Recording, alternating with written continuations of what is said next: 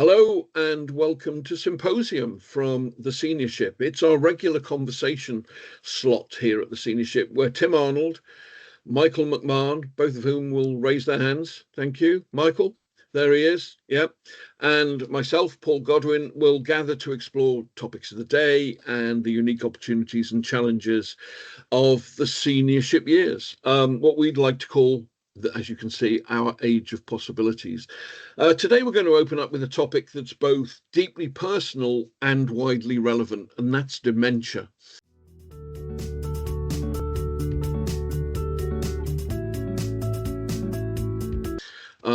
How worried should we be or not? Is it getting too much share of voice at the moment or not enough? Let's unpack that together. Who's going to kick off on this one? Has anyone got any thoughts? If not, I can give an initial thought from yesterday. But Michael, you've got something? Well, I could give some thoughts based on the fact that I now live in a retirement village next door to a care home. And that care home has got a fair number of dementia patients. And I already know from living here of couples, one of whom is now living next door in the care home because their dementia has developed to a point where they needed to be there. And yes, so I know from talking to my friends here how distressing it can be. When I first heard the theory that dementia is one of the biggest killers in our country, I used to think, well, of course it's distressing, absolutely, and it's like an early death in a way, in a couple, in a family.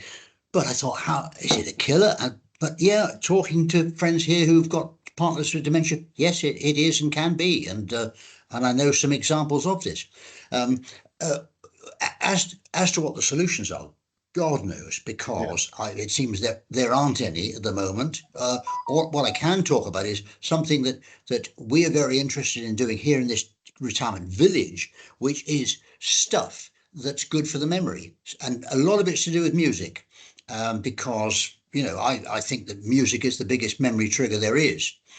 And well, apart from smells, but you can't really discuss smells except say, I like this one or I don't like that one. And what I did was I came across the chair of a local dementia charity in Bristol, Tim, your old stomping ground. And this guy told me about what they do for dementia sufferers there in Bristol. And I'm sure they do it all over the country, actually. What they do is they talk to a dementia sufferer and say, can you remember maybe a dozen songs from your youth when you were growing up and, forming your taste in music, some of your favorite songs? And if they struggle with doing that, they talk to family or friends, and then they get this list. I fondly remember Caruso and Benjamin Geely and shut up. Paul Robeson. No, sorry. Anyway, so what they do is they created then a playlist of the originals of those songs, no covers, original songs, and they give the person that on an MP3 player and a set of headphones, and it's tremendous. It really is. Now, whether it doesn't solve their dementia, because I know experiences where a chap next door sang in a karaoke that they arranged there, and they recorded all the karaoke stuff and put it on TikTok. And this particular chap, he's the husband of a dear friend of mine here. He has a fabulous voice, and his particular video on TikTok went viral worldwide, millions of views. And she said to him, wasn't that fantastic? Didn't you do well? And his reply was, what? Yeah. 5 minutes later, he couldn't remember it. Okay, thanks for that, Michael. I mean, there's an awful lot to unpack there in 2 minutes. As ever, the thoughts come tumbling quick and fast. In terms of how serious it is, I mean, my understanding is that 1 in 11 adults over the age of 65 not suffer necessarily, but live with some form of dementia. So, that's an awful lot, 1 in 11. And if you put the three of us in it, then suddenly you've got, what's that, 1 in 3.5 of us, a chance of 1 in 3.5 that we will get it. and it is part of the zeitgeist at the moment. It's part of the national conversation. I happened to be round at my mother's yesterday, and she showed me a clip that she'd recorded from Loose Women, and I think it was called Loose Doctors or something, because the Loose Women were interviewing doctors or some such thing. And Dr. Hilary, whatever his name is, I can't recall, was saying that one of the things that you need to look out for is for early signs of dementia is in your 40s and 50s if you're hard of hearing. Now, my mother is 86 and was sort of a little concerned about this because she's hard of hearing. But I was trying to explain, I did explain to her that, of course, that's not the point they're making. Lots of people in their 80s, 70s, 60s are hard of hearing. That's consistent with age. That's nothing to do with dementia. But if you are hard of hearing age 40, it can be an early sign of aging and some form of dementia. So it's part of the conversation for not just those of us over 60 or over 70 or over 80, but for those of us younger who are living with parents or aunts and uncles and relatives with it. And of course, there's many different types of dementia, and one size doesn't fit all, because you can have Alzheimer's at one end, and then you've got vascular dementia and many other types as well. What about the risks? Has anyone got a view or has heard anything about ways in which we can reduce the risk of dementia in later years? Does anyone have any thoughts? Yeah, but can I just pick up on a couple of things, Michael, what you both said, because I have direct experience of moving my elderly sister from a retirement home into a care home. And the fundamental reason she had to go to a care home is because she would go wandering looking for her dog, who had died a few months ago. And it is the sort of locked in syndrome of needing that for a care home. My sister's dementia, and I think it's a combination, by the way, they have little fits, so the synaptic blocks cause a problem. And one of the reasons for saying have music or playing harmonica or the ukulele or juggling or learning another language is to try and create alternative synaptic paths. And I think one of the keys about not getting dementia is to have as many synaptic paths open. So learning, and they're all valid. I also think the other thing, most importantly, about in early life is don't be lonely.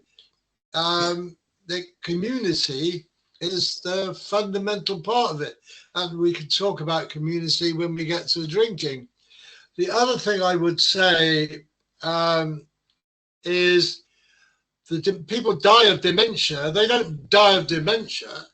They lose the ability to dress themselves, and then they lose the ability. My sister cannot make a decision. You give her a decision, and she can't make up her mind whether she's going to have omelette or cheese and toast. However, and she can't decide whether she's going for a meal or no. So the home does all of that for her, right? So the ultimate decline in dementia is they forget to feed themselves. Yes, yes. And then having forgotten to feed themselves, the body doesn't know how to digest the food.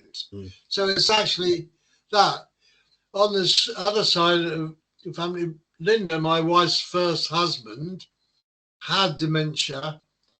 He had since remarried, but my stepchildren know this well, as it were. He had the source of dementia that made him aggressive. Yeah. And he became so aggressive and violent that eventually he was sectioned into a mental home. Oh, God. So, it lives with us all. How to deal with it, my way of dealing with it is, number one, is I make sure the people in the home know I am still interested in my relative, and I pay active attention to her and to interest in what they're doing. So I'm trying to maintain the standards of the care home in much the same way as we would have maintained standards in the businesses that we're involved in. So I would say, number one, for people who have dementia, who are in a care home, make sure you pay attention to the people in the care home. Justice is a brilliant one. But I just think it's important to do that because we're only human. Yeah. And for all those people, sorry. I was just going to say that again, as with Michael, an awful lot to unpack there, and the personal nature of your story is very powerful. What I would, again, that's something I hadn't thought of, although I have experienced something similar at a couple of steps removed with an uncle of mine. But it's very interesting what you say about showing the staff that you are interested in her care, because in your case, it's not needed as much, or you don't believe it's needed because they're professional and have a duty of care and they're exercising that. But we all have heard stories and horror stories of where people are literally left on their own. And if no one's checking up, then of course these things can slip by. I mean, it is, we could talk for ages on it. So we could probably come back to this at another date. But there's a couple of things I want to throw in just to move it on before we end and move on to another topic. Were you aware that the UK government has got a monthly dementia surveillance fact sheet that they publish that tracks indicators for public health stats? Not aware. No, we're not aware of that. And that's something I think I want to go and have a look at. It's something I only read up on this morning. There is a monthly dementia surveillance fact sheet issued by the government. But in terms of where they think the reason why, well, there are two reasons why we're noticing more cases of dementia. Three reasons. One is people are living longer. The other is reporting. So the dementia fact sheet itself is reporting on these things. So more people are reported. So more people are living older, more people are getting dementia, and more people are being reported as having dementia. But also environmental and socio-economic elements are impacting it. Air pollution. Tim and Michael, you've both talked about social isolation. That's the major reason, this social isolation thing. You were talking about community, Tim, so that plays with that. And socioeconomic deprivation. Now, we're fortunate that our families aren't suffering from that, but plenty are. And this is also impacting it. So they're huge issues, as well as all the lifestyle issues: smoking, obesity, no exercise. Can I and just too raise much something alcohol, which we'll come back to. Tim? Before we move on, and not for now, but my sister, it costs £8,220 a month to keep it in the care home. Wow. So she is, despite the fact she has several £100,000 in the bank, that's on the way out. Yeah, it's not going to last forever. I have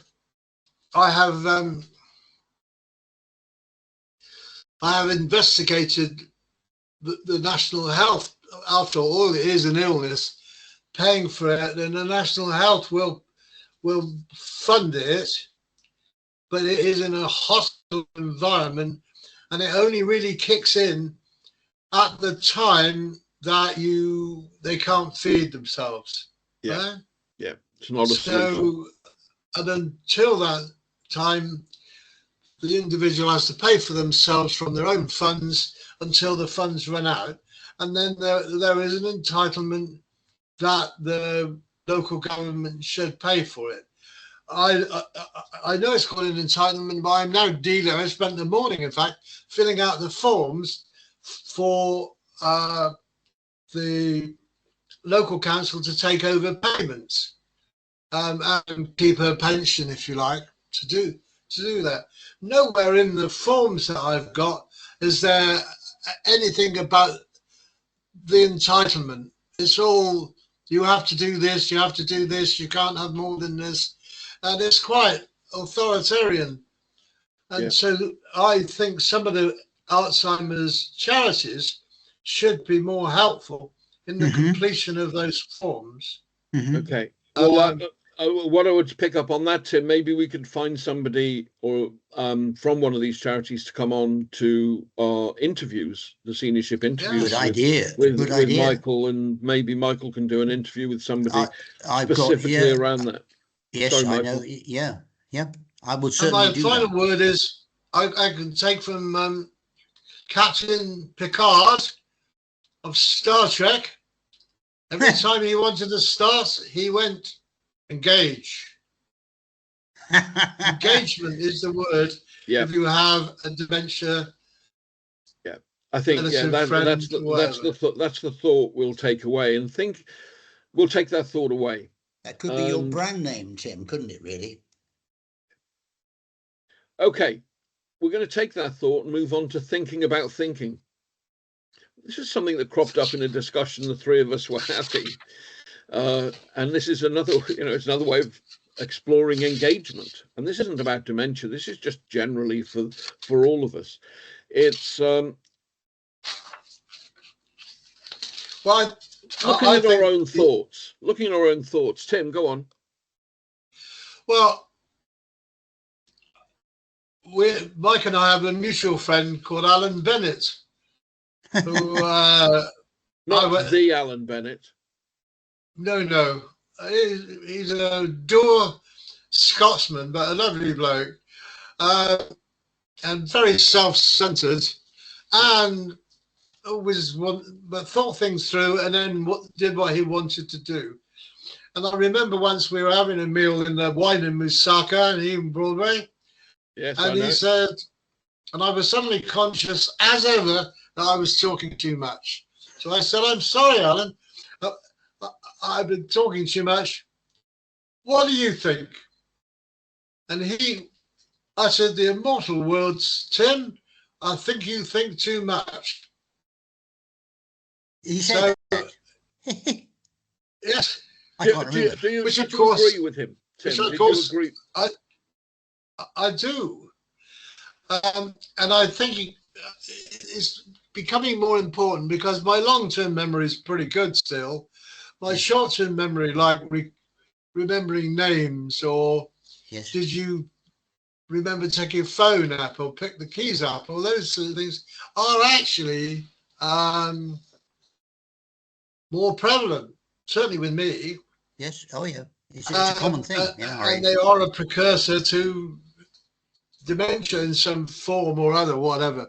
My point about that is trust your gut.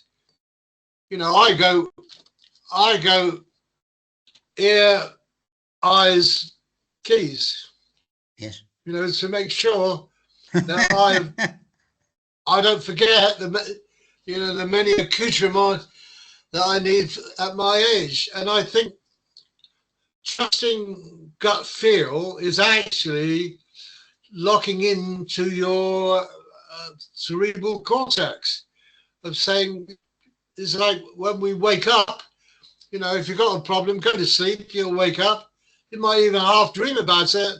And then in the morning, it's amazing how the solution has solved itself. Yes, so agreed.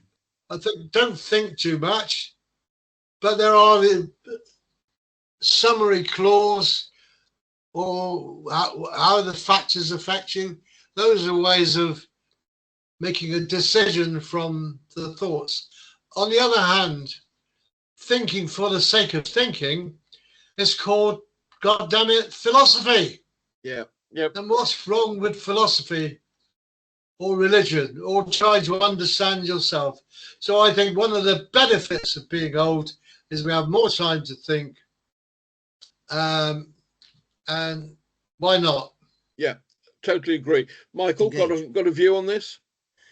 Yeah, it was just something Tim said about this bloke saying, you think too much, Tim. And of course, but in the previous discussion, you said engage. When we were talking about dementia, you say engage. If you keep on engaging with people, with ideas, with whatever it is, with stuff, then you're helping to ward off dementia. But the point is, when that bloke said you think too much, a lot of people think too much but don't engage. In other words, it's all kept inside. And I wonder, I've not really haven't really thought too much about this, but I wonder if that's a difference. So, for example, whether you're on the introvert end of the spectrum or on the extrovert end of the spectrum will make a big difference. I was reading a book about public speaking for introverts, and the one who wrote it was a self-confessed 100% introvert, and she said her husband was the reverse. He was an extrovert, and she said about him, it was wonderful. I thought it was terrific. She said he has never had an unexpressed thought in his life.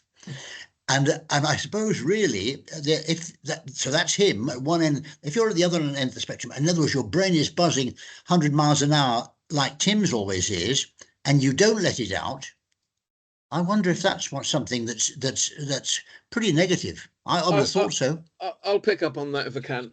A couple of things. One is, I think, and it picks up on Tim's point about whether it's religion or philosophy or any sort of thinking about thinking. You're performing mental exercise when you're doing it. So you're keeping those, as again, referring back to what Tim was saying, you're firing on those synapses and you're keeping the tool used. You're oiling your equipment, okay, just by thinking about thinking. So this is why they say we should be doing crosswords, or we should be doing, God forbid, Sudoku or whatever. But I mean, the most pointless exercise that's ever been invented. But I understand it, right? There is a point, which is to keep those synapses going. Tim also mentioned something else, which is gut feel. And of course, gut feel, as we know, is not really gut feel. It's your brain working faster than you can recognize your thought process. It's your brain going back and looking at all your previous experience of that question, or all the influences you've ever heard around the topic in question, and coming up with an answer, but not explaining to yourself how you've come to that answer. It just knows that it's right. So it's not really a gut feel. It's your own experience being processed quickly. And for those who do think a lot, and I would put all of us in that bracket, we do overthink things. God knows our conversations have been overthought on occasion. But we will trust our gut feel. Tim. In the context of the conversation with Alan, when he politely said, "I think you think too much," he could have been saying, "It's about time you shut up, so let me say something." So in the context of old age, we do tend to sort of use our knowledge and tell people. Yes. I was in a conversation in the pub last night when the pub cat was 100% black, and I said, "Well, you know that in certain places they thought white cats were lucky, and in other places they thought black cats were lucky. That's why the most common look of a cat is black with white paws." So it could be both. What did the cat say to that? I still don't. And they were all, their eyes were glazed over by the time I'd finished this wonderful fact about cats. So I think that enjoying a conversation and thinking about what people have said is important, as well as thinking for yourself. But the fundamental people of age is we should be communicating and using our thoughts to help other people contribute to the conversation. A bit like you do, Michael. I'm sure you're not running the whole fucking place, So I think that's really wonderful. Yeah. Yeah. Well, thank you. By the way, to our listeners, you've hit on something there, because Deepak Chopra, like him or hate him, once said that the secret to happiness is, I'm paraphrasing here, is work out what it is you're really good at, because most of us are, average at most things, rubbish at others, but really, really good at one thing, maybe, or two things. That's all. If you can find out what it is that one or two things you are good at, and if you can find a way to use those to help other people, you've got it. That was his theory, and I think there's a lot to be said in that. Yeah. Well, that's very good. I'm very good at interrupting, and I'm very good at talking a lot. Okay. Well, I'm going to interrupt now and suggest that we move on to another topic, maybe something more practical.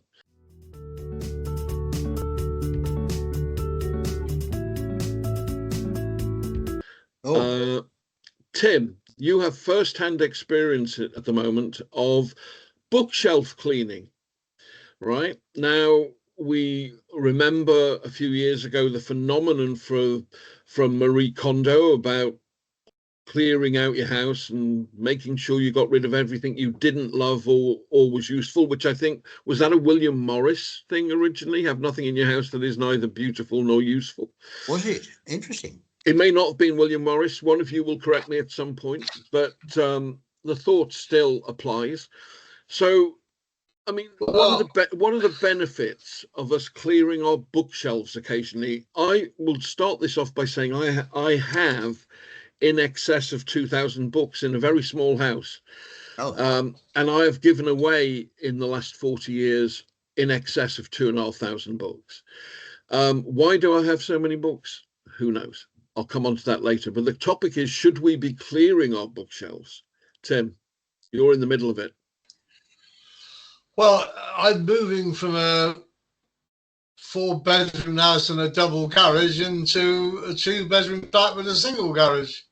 So in the sense, I got no choice, and I'm losing my study. Yeah, but have you had benefits that you were not expecting from doing this? Yes, I mean, I was given a hip flask on the occasion that you'll need a drink as this is your last game of rugby as a bachelor by the rugby club in 25 years ago. I kept that. I mean, it's a hip flask that you could buy on eBay for £5, a stainless steel thing. But I was reminded of that, my mates at the rugby club. And I think the thoughts I've come to having done it is the most important thing about downsizing is why have you kept that? Yes. You know, I've kept the last brochure for TNA, you know, who you and I used to work for. Yeah. I've kept the Thorough Check brochure to show Christine, you know, which she set up. By the way, her role in life was counting everything and listing it and storing it and all the habits that have translated into mores of dementia. Tim, just for the benefit of listeners, Christine is your sister, who you were talking about earlier in the context of dementia. And I can remember Christine. She ran a handling operation, a very large operation called Thorough Check. And the key is in the words, Thorough Check. I mean, that's what she did. Yes. I mean, she was all about the detail. Well, and I think that carried through. She used to have somebody who steamed off the first-class stamps to use again if they weren't marked, because she was paying them £3 an hour, and you know it made money. But I mean that sort of meanness, if you like, translates also sometimes into meanness of spirit. But going back to the point about downsizing, right? My view about that is having started to say I haven't got enough space, throw all this out. You then have to make the decision of what you're going to throw out, or how much space have you got to go in. So what do you want to keep? Now, in that decision of throw out or keep, my way of evolved it. It's taken me a week, but I have thrown out physically all of the stuff, right?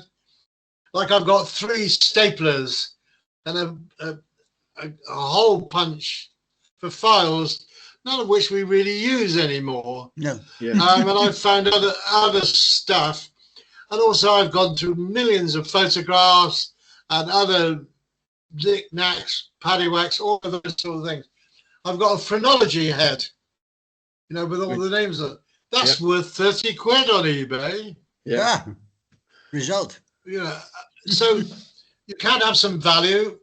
And I've got my daughter to do that because she's a whiz at that. And there are lots of WhatsApps for local groups and Facebook groups. And I've said, right, split the money 3 ways. One for charity, the other 2 when we go out for a dinner or a family lunch or something, you know. Yeah. The other probably more important is I've decided that my next thinking project is going to be the story of my life. And so everything that applied to my story of my life, I'm almost saying I'm not throwing that out, because I've spent my life with people saying, when I've met them after a while, they said, "Do you remember when you did this?" Yeah. Oh, I can't remember. And you actually jumped in there, and I can't remember. So I think that will be also, we've touched on it before, but bucket list in reverse is quite a nice old project. Yeah. So I'm doing my bucket list in reverse called Collate, Write Your Own Memoirs. Okay. I want to bring the book. I'd like to bring Michael in on this. Tim, before we do that, have you got... Yeah. Can you tell us how you found the process emotionally? Because I think that's something that will put a lot of people off the thought of clearing shelves. How hard has it been? I mean, you're a very well-educated man that's continued his education for the last 60 years since you left school and college. You know, you're still learning, and you read an awful lot of stuff. Yeah. How have you found it emotionally to get rid of some of this stuff that you've spent a lot of time with? Good question. You can't hear me. It stumped Tim, which is a rarity. Yeah, unless he's lost our sound. Maybe he's lost the sound. No, I thought it was addressed to you, Michael. No, it's addressed to you. No, I'm asking you, Tim. You've been through this process. Oh, sorry. How have you found it? I think recognizing the emotion is the most important part of it. That's why I've looked at that, I remember that, and that's why I said, well, I remember that, and that gave me the thought of writing my own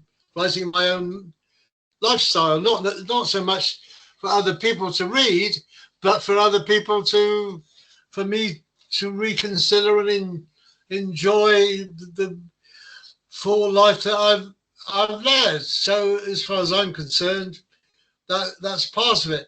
But the key was, I was touching on that. It is consider what you're doing. Why did you read this book? And also consider what you're going to do. Because I've got all these books that, for the Salvation Army, I've given them all the books for people to read. And I've got a mate who volunteers at Wexham Hospital, the big hospital around here. So he said to me, can I have some books like this?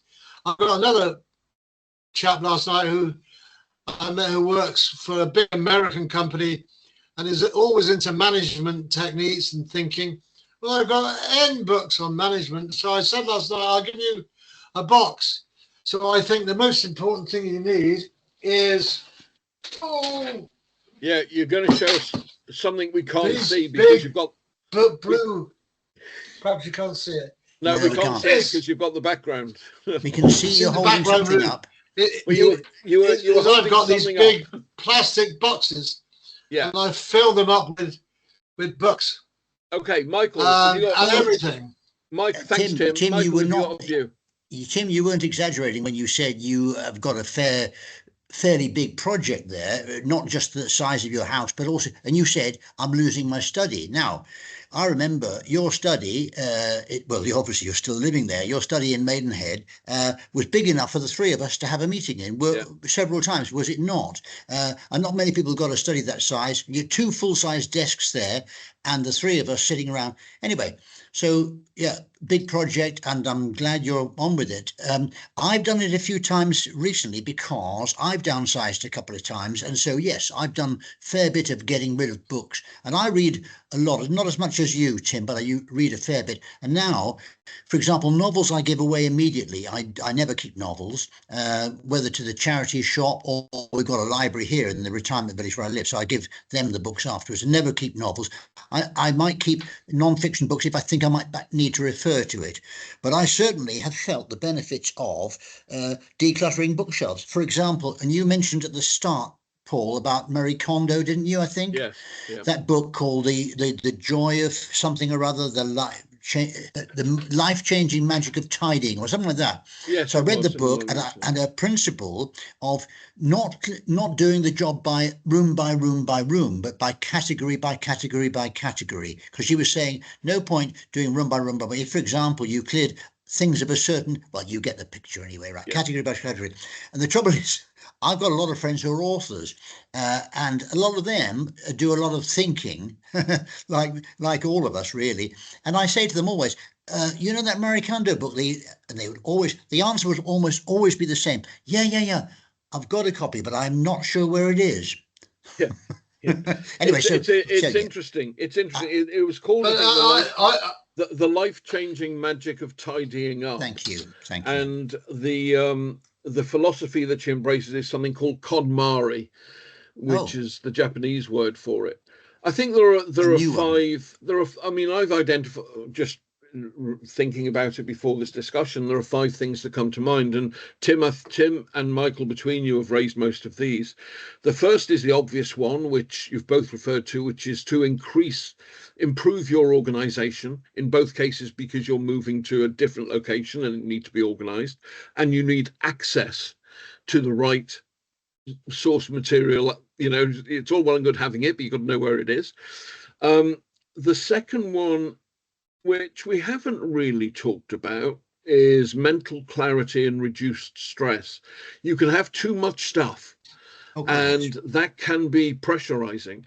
I have always had an awful lot of books. I think it's a different topic for a different day, me and my libraries. But by organizing it, you do get some mental clarity, and there is a reduction in stress. The kids today talk of FOMO, fear of missing out. I have fear of missing out on books I've got that I haven't read. And one of the things that I would say there is that on a number of occasions, I have bought books that I already have. And when I did a massive clear out last year, I took 20 books to the Sam Bear Hospice bookshop in Weybridge, a fantastic charity bookshop, 20 books that I had duplicates of. I mean, apart from anything else, it's financially not a smart move. Michael, you wanted to say something. Oh, yes. Which is, there's a parallel emotion to FOMO, which is called JOMO, the joy of missing out, particularly on events. You know, I was planned to go to such and such a thing, and as it got closer to the date, I saw, actually, do I have to go? Do I really want to go? So I decide not to go. And then I experienced this wonderful emotion called JOMO, the joy of missing out. In other words, I didn't go to that. I could have done, but I chose to do something better. Right. And but picking up on the joy, I mean, another 2 elements of joy that come from this. One is you can rediscover forgotten books and memories. Tim was talking about finding on his shelves the old, drinks thing, your flask that you were given as a memento from the Ealing Rugby Club. I mean, you clear shelves, you find things that bring you joy from years ago that you forgot you had. And you can have that with books. And the other is that by creating space, you create space for new interests. Just because we're 60, 70, 80, 90, 99 or over 100, there's still room for new interests, you know? And the one we've touched on, of course, is the opportunity to donate or share, as Tim is doing with the Salvation Army and I'm doing with the Sam Bear Hospice. Okay, well, one of the things I know in my life, I was always doing something. I was doing too many things, trying to do too many things, because my first thoughts were better than most people's second thoughts. So I just got on with it.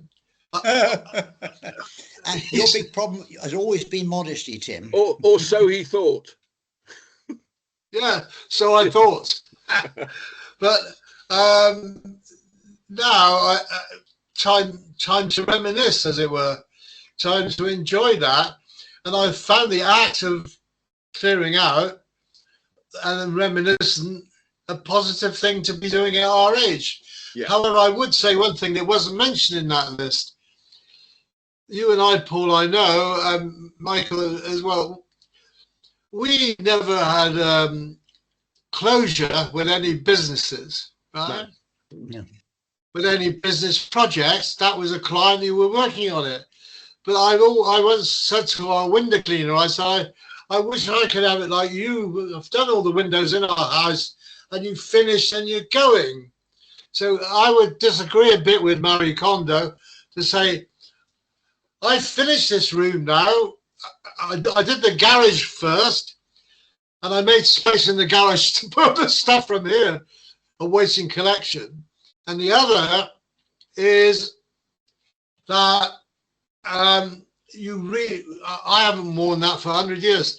So the selection of who you give it to, you mentioned the bookshop. I'll talk to you about that otherwise, because I've been giving friends the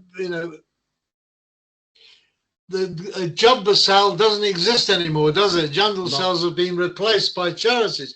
Yeah. But you've got Salvation Army, local hospice, the tip. Yeah. And I'm very reluctant to throw stuff, good working stuff, on the tip. Yes, but right. Particularly with electrical goods that don't work very well, people don't want them because of the safety issues. Yeah. Yeah. So worries.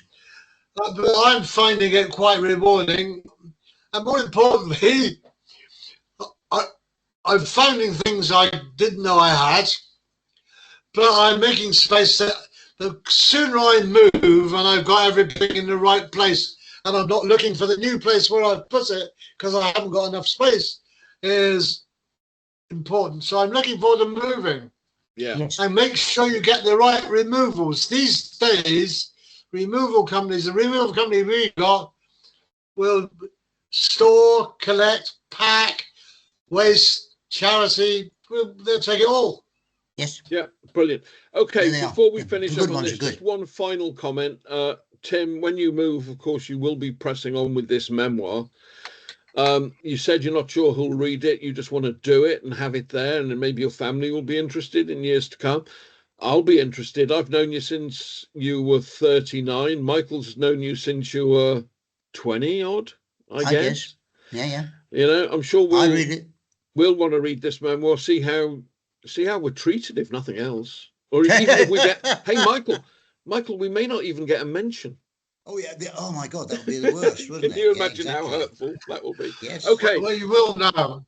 But just let me make a point, by the way. There might be something. I know you're the publisher and author. There is, if you like, an online biography that you post, like Friends Reunited, but you post your story on that side, and then you invite anybody who knows you to come in and put their point of view. Really? I meet the president of Maidenhead Rugby Club. Now I live down here. And one day on a Saturday afternoon, I went in the first line out, and this bloke whacked up in the air.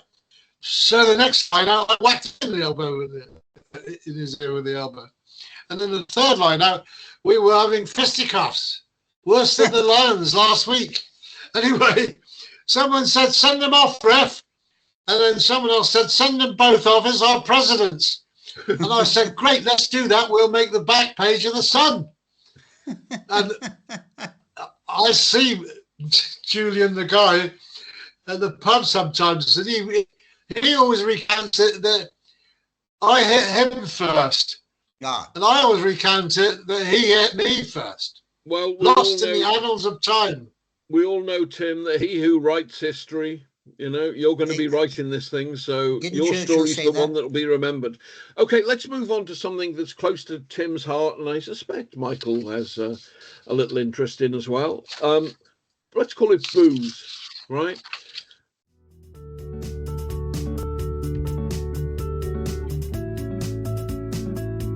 How important is alcohol and the social consumption thereof to a healthy, and I use the word healthy in its broader sense here, to a healthy outlook and a healthy life?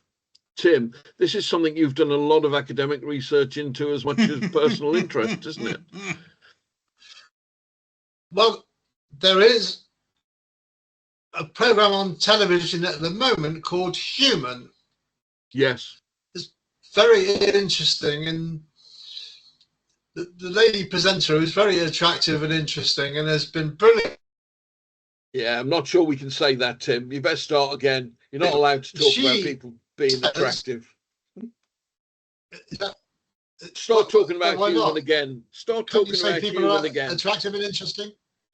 I don't think you can. Okay, I really don't think it's worth saying attractive. Hold on a second. I've got the British Air Force going over my house at the moment. It's gone. So start again with Human when you're ready. The point of the social anthropology that she's making is that the diversity of the Homo sapiens groups in Africa, and the original thing of Southwest Africa, is that they're all different. Because they had no will and they had no horse, they actually grew up in 30-mile rounded areas, and that's where they lived. And as their intellect grew, that they acquired tools and stuff, and as climate or growth in the number of people meant that they moved, they took their skills with them and communicated the skills. So the individual human groups, as they moved up the Rift Valley, out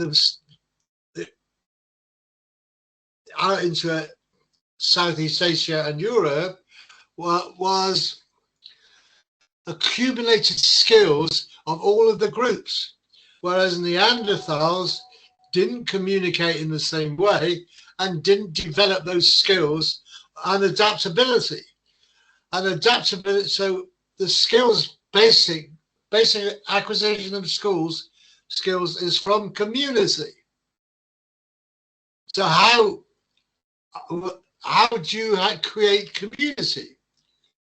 You sit around a campfire and you have something to eat, and even before distillation, apples, when they rot, create very weak cider.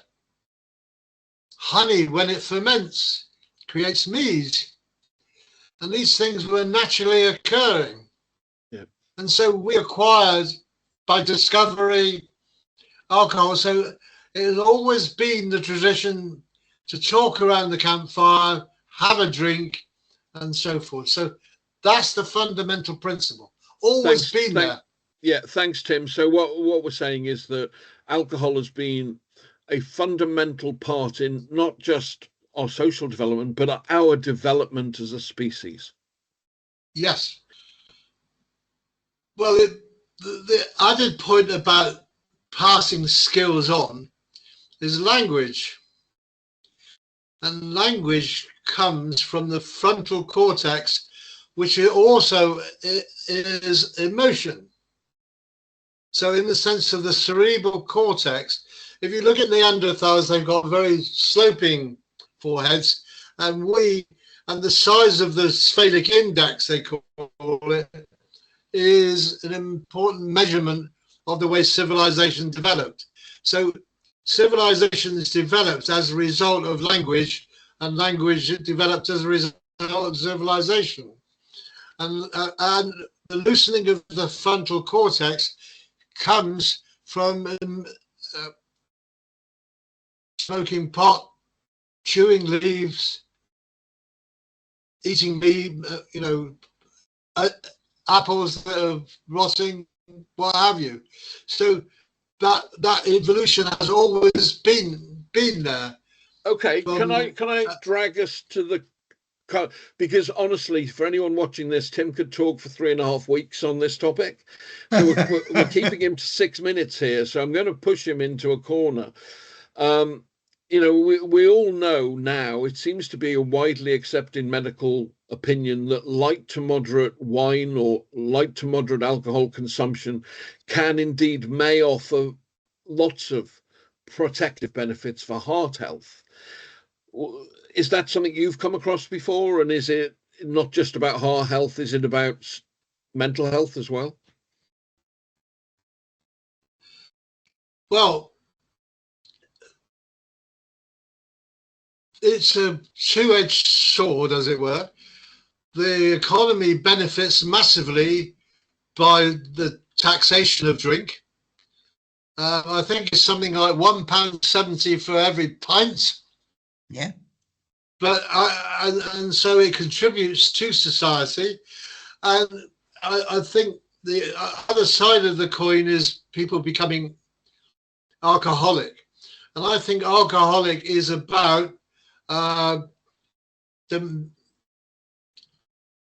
having an affliction to their genes, and they would be reliant on other substances or other things. And so in the sense, there's alcohol just doesn't create that, it exploits it. A bit like not everybody gets cancer. They've got the gene mix, and some people get it and others don't, for no other reason than the DNA makeup.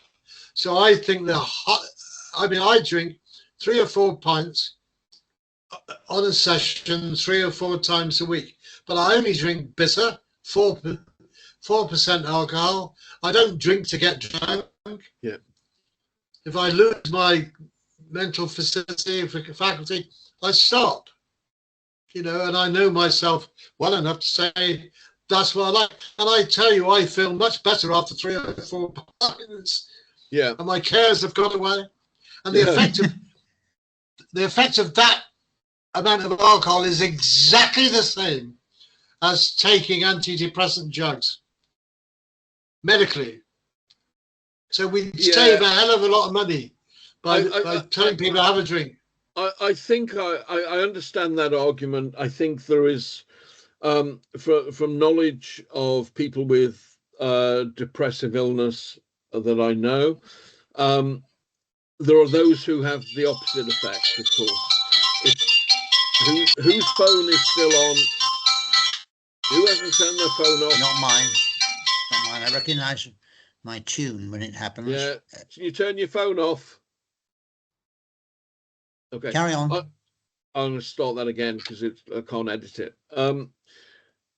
Yeah, there is a counter argument, of course, that whilst, yes, it could certainly help with isolation and loneliness in addressing the heart of the causes of depression, I think there is a danger. None of us are medical experts. I think there is a danger in suggesting that it's the same for everybody. And I think we have to acknowledge that. I know enough people for whom alcohol, even in small doses, if it is taken at the wrong time, can lead to depressive periods 24, 48 hours later for a period of days. But the same person weeks later can have a drink and it won't have that effect. So I don't think we totally understand, or rather I would say people who suffer from depressive illnesses, whether it's heavy or light or slight, themselves don't understand necessarily their own relationship with alcohol, and we need to become more aware of it. I don't doubt that it can be helpful for some, but it's not helpful for others. Michael? Yeah, as an occasional research assistant in Tim's extensive studies on the matter, I will say, yeah, you made some very good points there, Tim. Oh, by the way, yeah, about addiction, whether in fact a certain amount of alcohol might lead to your becoming an alcoholic, or it's a lot to do with your genes, isn't it, really? And whether you're an addictive personality or not. But a good point you made was the 3 or 4 pints that you mentioned, you were talking about having them in a pub, were you not? Not drinking them at home. And that links back to that word you mentioned when we were talking about dementia, engage. And you are, better than anyone I know, capable of, now not everybody is capable of this, because I consider myself moderately sociable, but I have nothing like your ability to walk into a pub and engage, that's the word again, with total strangers. I mean, and so if you can do that, that's brilliant. But either, whether you can or can't, the fact that you go into a pub and you engage with the friends you went with there, or total strangers, either way. But the point is, it's about being sociable. And I've become a big fan of Dr. Johnson. From the well, we're talking about the 18th century, aren't we? And what a brilliant man. Talk about thinking. I mean, he seems to have processed ideas and thoughts at the speed of light and comes out with all sorts of stuff. And he came out with the best ever, I think, definition of why the why inns, and particular English inns, were absolutely the best place to engage, to be sociable, better than doing it in your home. And he did it in a brilliant way. But one of these days, had we the space to do it here, I would summarize what he said about it. But I love the fact that doing this in pubs, in inns, and Tim said the effect on the economy through taxation of beer and wines and spirits and all the rest of it, but also the employment, the hospitality sector is a massive one in this country, and it's gone through hard times. So I'm all in favour of supporting it. But no, it's engagement. That's the thing, engagement. And I'll throw in a last thing here, and that is something called the blue zones. And maybe you know about these, but these are the zones on the planet where the exceptional number of people live to 100 or something like that, or they live exceptionally high, exceptionally long and healthy lives. And there've been all sorts of multifactorial studies as to why this happened. And one place was in Japan, one was in Sardinia, one was in California. Anyway, there's discussion about where these places were. It doesn't matter. But the point is, there are certain places like that. And they did all sorts of studies to say, what's the reason for these exceptionally long and healthy lives? Yes. And way above diet, way above exercise, way above smoking or not smoking, way above alcohol or not alcohol, was social contact. So therefore, if you got the opportunity to take a moderate amount of alcohol and have social contact, well, and support the economy of the country as well, there you go. There you go. QED. Yeah. Tim, just again looking at the work that you've been doing, do you see a change in the way that those in the seniorship treat alcohol to those who won't be in the seniorship for another 10, 20, 30 years? Yes, I do, but in much the same way as there was a shift 50 years ago when most people didn't have a lounge. So you used to go to a lounge bar. Yep. And most people didn't have Alexa, so they put a piano in the bar. So in the sense, the digital world has made people more isolationist. And I see that as a swing back, inevitably. But and was that accelerated? Tim, was that accelerated by COVID? Yes, undoubtedly.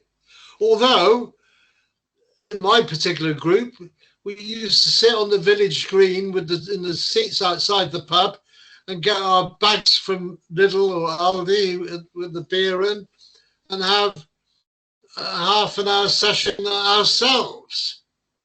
But yes, I think it did. Yeah. I mean, it affected all of us, really. And I think this about how. I was going to say, I think this is such a huge topic. I think we probably could do. I'll tell you what I think we probably need is I think we need Michael to interview Tim on this for a specific episode of the podcast series. And for those of you who are watching this maybe for the first time, this is an adjunct to our ongoing series of podcasts. Michael has completed around a dozen of those, and they will be available through Spotify and Apple Podcasts and YouTube and wherever you get your podcasts from. They should be there. And if you get them from another source, do tell us. We'll direct you to the podcast as well. and we'll provide links where we can to this, to the topics that we've touched on in this discussion, including the Marie Kondo book, including the Sam Bear Hospice, and all the rest of it. We'll put links in. I'm gonna wrap this up now. This has been our first symposium discussion. We're going to try and make it regular. I mean, probably once a month, if not more frequently than that. But we'll try with once a month and see how we go. And they'll all be posted on our channels. So if you have any comments, feel free to leave them or to drop us a note. We'll put a link in to how to get in touch with us. And if you yourself, or you know anyone else who might prove to be a good interviewee, let us know and we'll be in touch, and we'd love to talk to you. So that's goodbye from me, and it's goodbye from Tim and Michael and me.